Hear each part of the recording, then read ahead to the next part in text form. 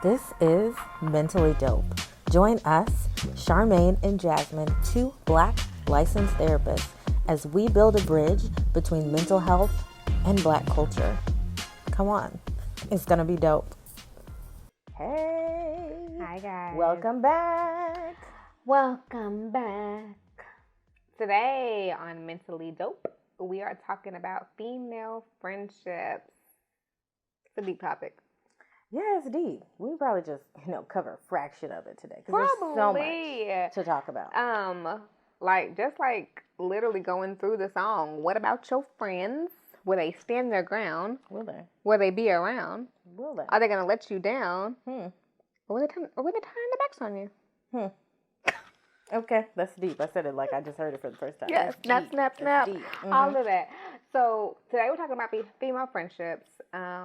And so me and Jasmine were talking about this meme that has been circulating, a meme or something, where it's like the girl will take back the guy 11 times, but you're going to cut off your friend because she didn't show up for you when you invited her to Chili's.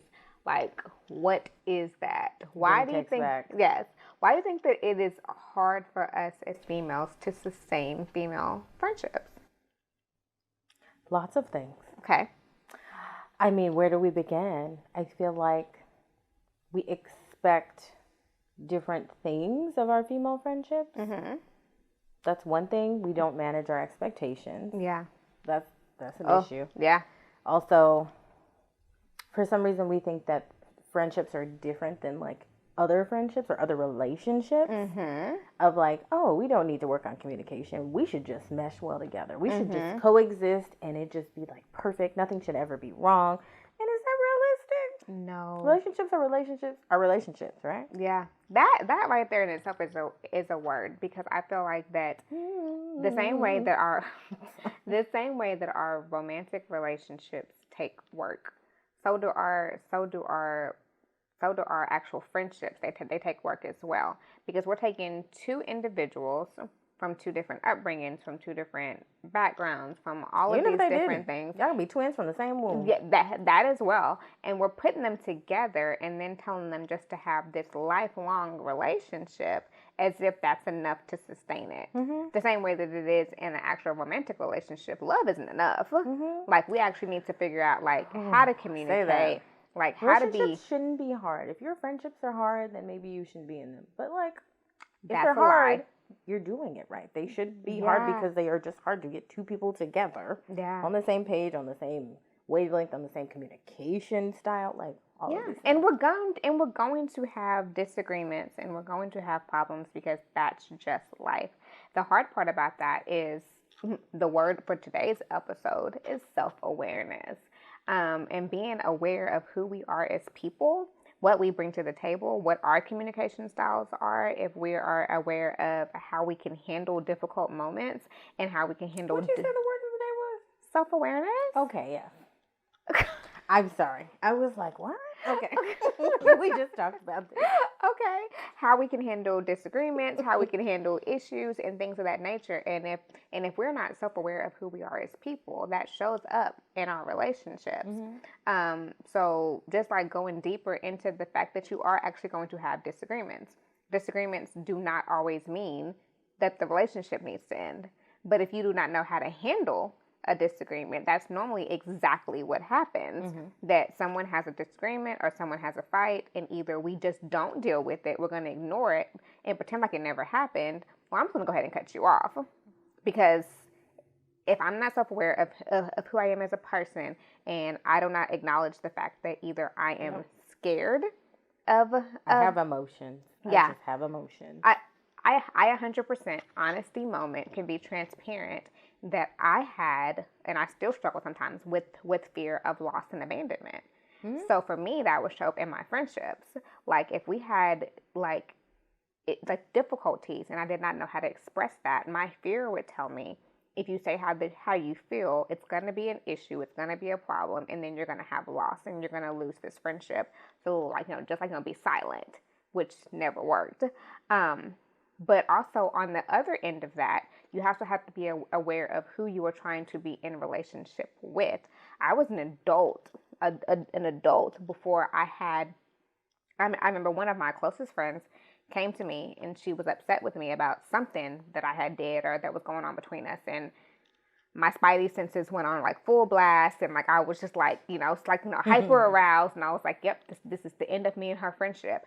And so like she was talking to me about what was happening, and like for one, she was very self-aware and she communicates very, very well, but like she was calm, but she was like going in about like her feelings and how she felt. And then like she paused and she was like, okay, well now I need to know your perspective, which to me was also odd because I was not used to that level of communication. But then on top of that, she wanted to continue to go back and forth. And she was like, no, this doesn't end until me and you both are in a clear understanding and we can move forward. And I was like, oh, so like, we're not done being friends? And she was like, absolutely not. Like, like we're having a conversation. But for me, like that was so hard. I remember like sweating and breathing. Like, and I was like, I was not used to this. So not only did I have to be self-aware of me, but she also had to be self-aware of her, because it's also hard for you to try to communicate with someone who does not create a safe space for you to be able to do so. A word. So therefore, even if I'm self-aware, you need to be self-aware as well. So therefore, that means you can have this exchange and this conversation and this dialogue for us to be able to move forward in our friendship. You said a lot. Right then. You said a lot. But that does show up a lot in our female friendships because, for one, everything can be fine until conflict happens and we don't know how to deal with. It's easy to have people to hang out with and kick it with and travel with and all of these things until something is said or done, and then we don't know what to do with it. And if our typical nature for us is just to lash out and go aggressive, that will show up in your friendships. If we don't want to lash out at our friends, but we don't know how to deal with That's another thing. We'll cut it off. I had someone the other day tell me, well, I blocked my whole friend group. All of them? She was like, yeah, baby, they pissed me off. Everybody got blocked. Everybody was wrong now. Everybody was wrong. But I think that for her, she did not know how to communicate her feelings. Her feelings were hurt. Something was said. She did not know how to communicate her feelings. Instead of being like, this hurt my feelings. Yes. Let's talk about this. She was like, you're dead to me. And that's also vulnerable. We talked about that. And then there's also the feeling of like other people in the friend group who did not defend her, but they didn't know that they should have defended her. So therefore, but in her mind, she was offended on all parts. But how can people know what you wanted them to do or all those things if we didn't communicate? Yeah. But also, shout out to our apologies video. So if you need more information about apologies or how to give good apologies and how that takes vulnerability, hit up that video. Because in this particular case, in this example, this would be a double apology that would actually take vulnerability and maturity to go to someone and say, hey, I blocked you, so I'm going to apologize. I blocked you the other day. It sounds like she's not sorry. Yeah. So I'm gonna say I'm sorry for blocking you, but I want to tell you why I blocked you. This is what happened. This is what you said, and I need to tell you how it made me feel. Yeah, this is how I received what happened. Yeah. And hopefully, I mean, it does not always happen. Sometimes you can only be accountable for you, but hopefully the friend would be self-aware enough and emotionally intelligent enough to accept that and also self-reflect on her and say, I hurt my friend.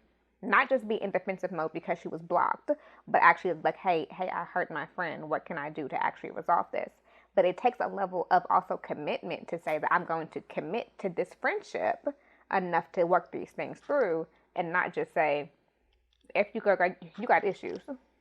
Yeah, that's part of it too. I mean, I think there's a lot of things.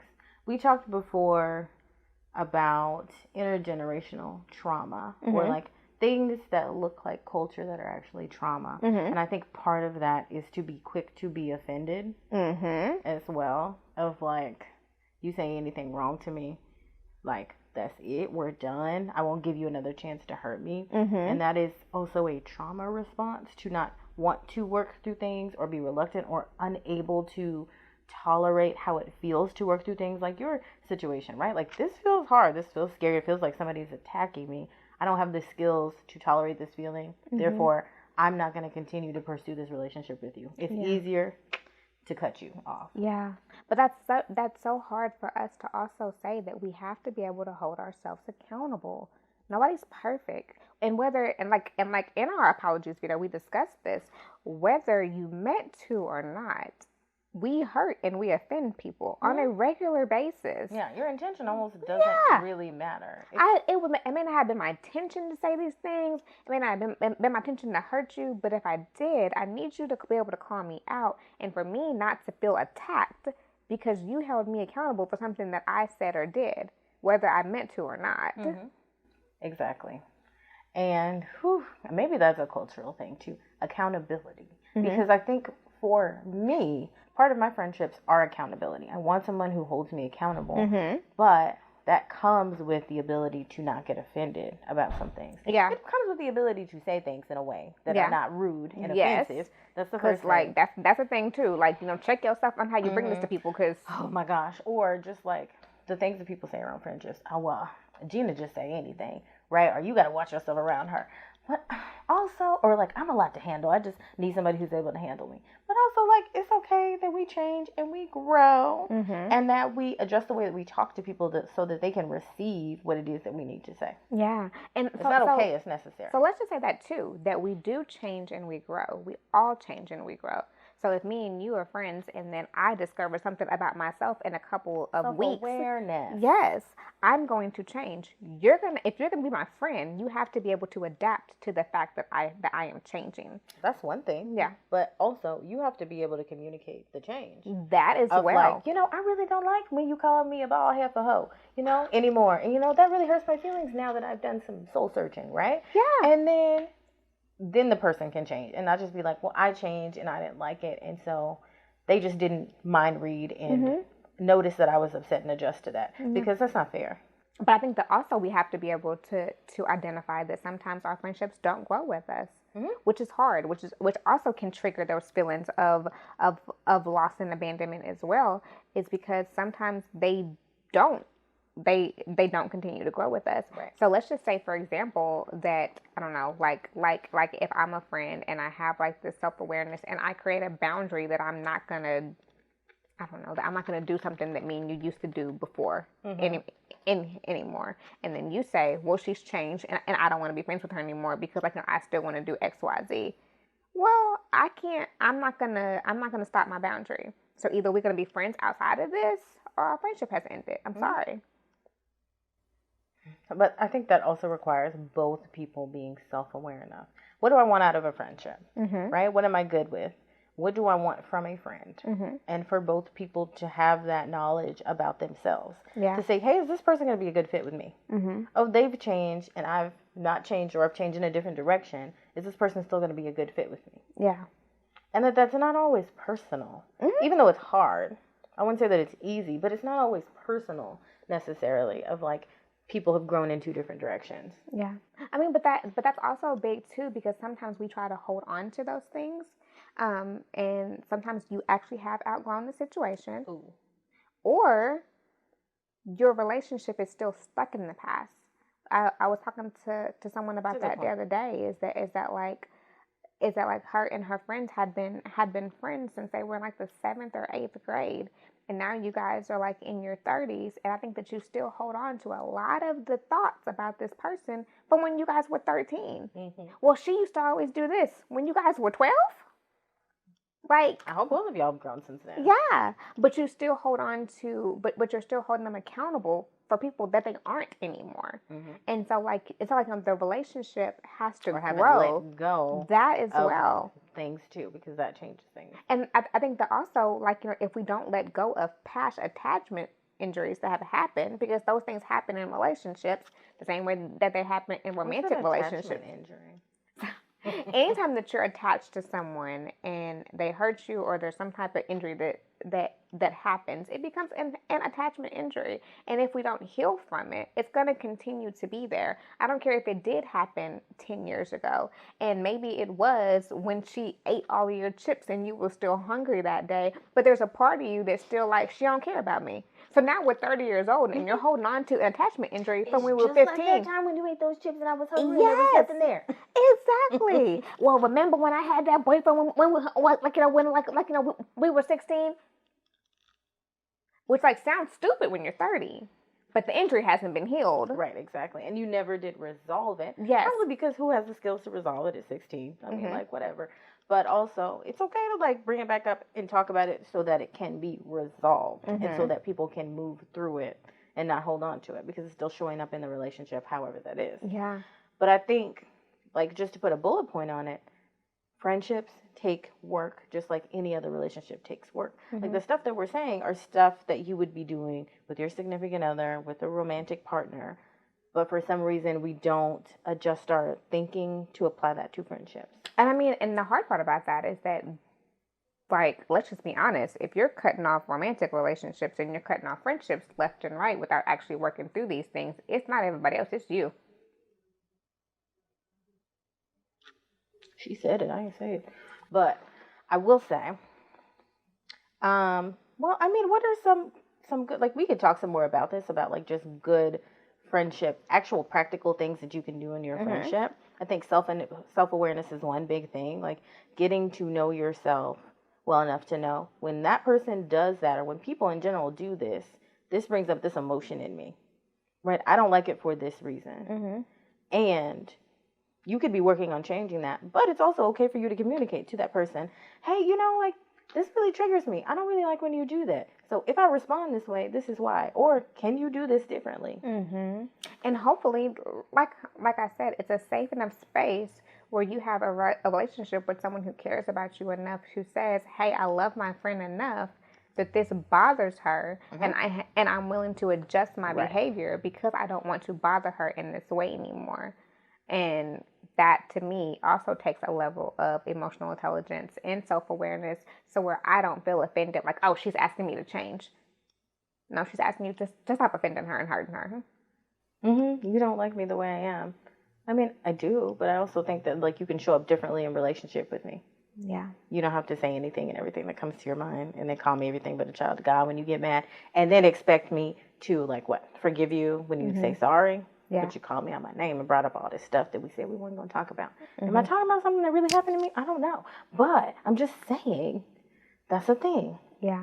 So for you, what are some indicators that would tell you that, like, maybe this is not the right person for you? Like, when does your self-awareness start to wake up and be like, probably not a good fit? Like, how do you know this is something that we need to communicate about versus this person is not the right fit? Does that make sense? Because I feel like that's two different things. Oh, we need to talk about this and see how it goes. Or like, oh, you're not my person. Maybe we don't need to be friends. That's a hard one for me because I'm still trying to figure out all these levels of discernment and change in my relationship. Yeah, it's constant, I think. Yeah, and I think that it is. For one, it's been a very, very long walk for me on this journey of self-discovery of who I am. But I am also... It's a lifetime walk. I mean, But I am also, like, learning more and more of who I can test my self-awareness with. Like, you know, there are certain friendships where, like, you know, I may feel more comfortable to be like, hey, this is bothering me. Like, you know, we need to, like, discuss this. And other ones where that old me still comes up and it's like, don't do that. This is going to go bad. So, like, part of that is me, and then part of that is the environment. What about the environment? Knowing that certain relationships are not going to handle this as well as other relationships will be. Okay. I see that. It's a journey. Yeah. So, like, I resonate with that. Once again, and I feel like this is like catching us, like, off guard, but I remember, like, the first time that I wanted to, like, tell you about something that you had did, and I think I like we had been, like, talking all day, and I held it until, like, the end of the conversation. I was like, all right, Jasmine, so we gotta discuss this. And I feel like that you got, like, hyper aroused, and you were like, what just happened? What did I do? About? The filming or something else? Maybe. Okay. Maybe. I don't even remember what it was, but I remember being like, okay, like, we need to, like, discuss this. I remember, like, prepping myself of, like, how can I deliver this to her? But I wasn't in a way that's not going to be offended. Like I did not want to offend you. My fear of abandonment and loss popped in. Like, I like her. I don't want her to get mad at me, but we need to address this. And I just, like, threw it out there. My Brene Brown popped in and said, Charmaine, clear is kind, unclear is unkind. Just say it. And I just, that's a Brene. I just spewed it out. and me and you continued to discuss it, Mm-hmm. and I feel like that it was received well, and we went through, and for me that was like literally like how the trauma cycle goes. I'm like, okay, like we're gonna enter into this and we're coming right back out. Mm-hmm. We're not stuck, we're not like feeling like Exactly. unneeded, like it literally was like taken care of, and all is well. And like I tell my clients, you can file it in the filing cabinet of, oh, I can like have conflict with people and it not end badly. You put that in the file that it needs to go, instead of, oh, that was one time. It's always going to be chaotic and terrible every time I do it. Right? Like, you need to make sure it goes in the right filing place. Okay, we are dropping gems today. I need y'all to know. Conflict is not always aggressive. Conflict is not always an argument. It can literally be a discussion. Conflict can also be passive aggression. Like, you cannot say anything and y'all still have conflict. 100%. That's also a problem. Yeah. But I will say about that conversation, part of the reason why it went well is because I didn't know you had a problem with me. I thought you were like, we're going to talk about this filming, and I just really have some ideas. And I was like, okay, yeah, I'm on the same page. Yeah, and then you were like, okay, but what about you? And I was like, what about me? And I was like, oh, okay, got it. So that's what, like, if I would have known, I think it would have been more anxious of like, I don't know what I do. Oh my gosh. But because I didn't know, and I was just like, no, we're just going to have a meeting. It was easier. Yeah. Because if not, I would have been like, oh no, she doesn't like me, we're done. We're breaking up. But I get that though, and I think that like that comes from our past fears and things that we've been through in the past. So like, and new friends as an adult is a vulnerable thing to do. I don't know why. Yeah. It's different. I mean, I guess it's always vulnerable, but it's vulnerable in a different way as an adult. No, I 100%. Like, I have friends. I want to keep these friends. Yes. I like you. You have the potential to not like me back, or like us to not work. It's just different. Yeah, because I mean, I definitely agree with that. Like the friendships that I have made in my friendships that I have made into my adulthood, they were all hard for me the first time that we came to one of those bumps, because like my mind was always just like, yep, this is gonna be the end of this. And luckily, with the free for people that I like, fool with, we sprinkle, because hey, I take quality over quantity. Yeah, luckily. But I still have that like feeling in my stomach sometimes, like that fear of, this is not going to go well. And it scares me. And I admit that. But I'm learning to be self-aware and push through that. Yes. And that's where the self-awareness pops in. To be thinking about what is it that you come to relationships with, right? Like, what's the underlying thread? And if you're coming to relationships of like, oh, like, I just don't want these people to leave me. Or like, I want to make sure that this stays. That impacts the way that you show up in that relationship. Or if like, you're just waiting for that person to hurt you and you're always keeping them at arm's distance, that shows up in the relationship. Yeah. Right? So just the self-awareness is like, get quiet with yourself, take a minute to check in with your emotions, and see if you can put words to what is happening underneath. Yeah. Of like, how do I show up? That's interesting. What's the inner dialogue in there? For me, this was actually going to be a question about how do you feel like that you show up as a friend. But for me, how I show up as a friend has been changing on my walk of self-discovery, because I feel like that I was always that over and beyond friend. Like, I did abundance for my friends. Like, and part of it was just because of who I am as a person, but part of it I think was a role that I had created. And I had created this expectation for myself and this pressure for myself that I have to do these things. I have to show up in these ways in order to maintain my friendships. And so now that I'm kind of getting to a place where I'm putting up more boundaries and I'm scaling back, like for me, like it's still hard for me on the inside, because I'm like, man, am I a trash friend now? And I feel like that I don't think I'm a trash friend today. I don't know. I could be. But in comparison to who I was. I'm not agreeing with that. I'm just saying, I understand. But in comparison to who I was, I do have moments where I'm like, I mean, you're not doing enough.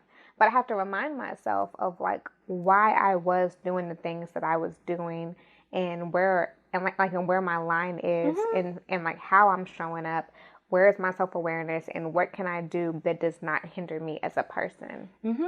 And I think, again, that's self-awareness. And that's also stuff that you can't always necessarily see unless you have. I mean, we're biased. We're going to advocate for therapy, okay? So, like, if you have a therapist, that's somebody who can help you see that blind spot. Because, I mean, underneath that, because I think also most therapists or people in the helping profession a lot of times have that issue, myself included, of like, okay, I get my value about, I cannot speak words today. I get my value through what I can do for you. So let me show up, let me serve you, let me be all of these things.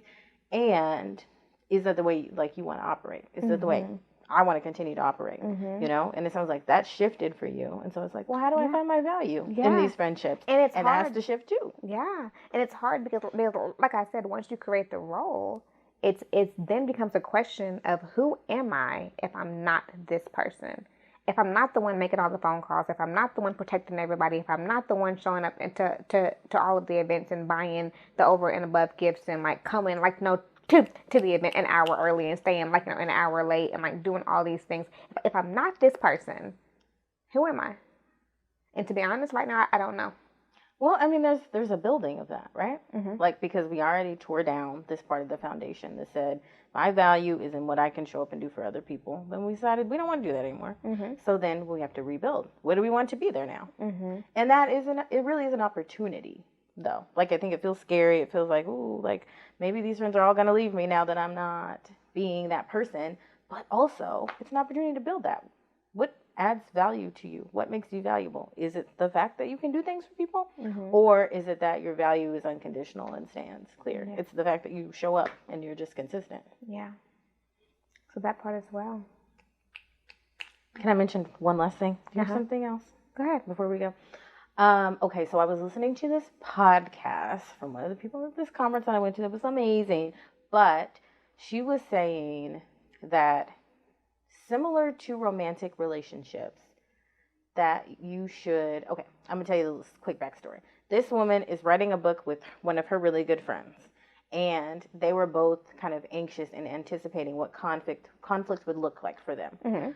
But they hadn't come across it yet. So what one of the friends did that was new to the person telling the story was she was like, hey, let's talk about what will happen if we have a conflict.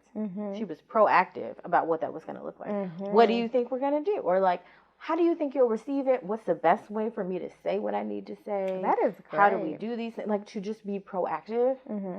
And then when they get to it, they already have a plan about what that'll look like. Doesn't mean it's going to happen perfectly 100% of the time, but we've already talked about it to the point that this is not scary. It's not something we have to avoid. My therapist always tells me to be proactive so I don't have to be reactive. And that's possible. But I feel like we do that more in romantic relationships of like, well, I really don't like when this happens, or I don't like when people talk to me this way. And it comes easier, but in friendships, that's not a thing that we do. Yeah. For whatever reason. I also think that like we don't really push, and I push all the time. I love working with friends. So, like, the same way that there's couples therapy. Right. What do you call that, though? Friendship therapy. I don't really care. Like, family therapy. It's family therapy. It's couples therapy. In my mind. Yeah, it's family therapy. It's couples therapy because, like, you guys are a couple of friends. But, yeah, like, and it's two humans in relationship with each other. And some of the same techniques that I use for them, I use for the friendships. And I think that it's needed. Yeah. So, yeah. Okay. Maybe I'll get that out of us. Maybe me and Charmaine will sit down and talk about how we can be proactive about our conflict. But you have had enough of us today. But I do want to know, what are your questions about friendships? Is there anything else that we can answer, like maybe more practical skills? Or like, is there some kind of nuance in friendships that you guys want to talk about or want to hear from us? Yeah. Comment. Tell us. How are you becoming self-aware? Yeah. That's a good point. Yeah. As always, like, subscribe, follow, share, tell a friend, tell your mama, tell your daddy. Write a review if you want the podcast. Shout out to the podcast crew, all one or two of y'all. Write us a review so that more people can find us. All right. Love you guys. Bye.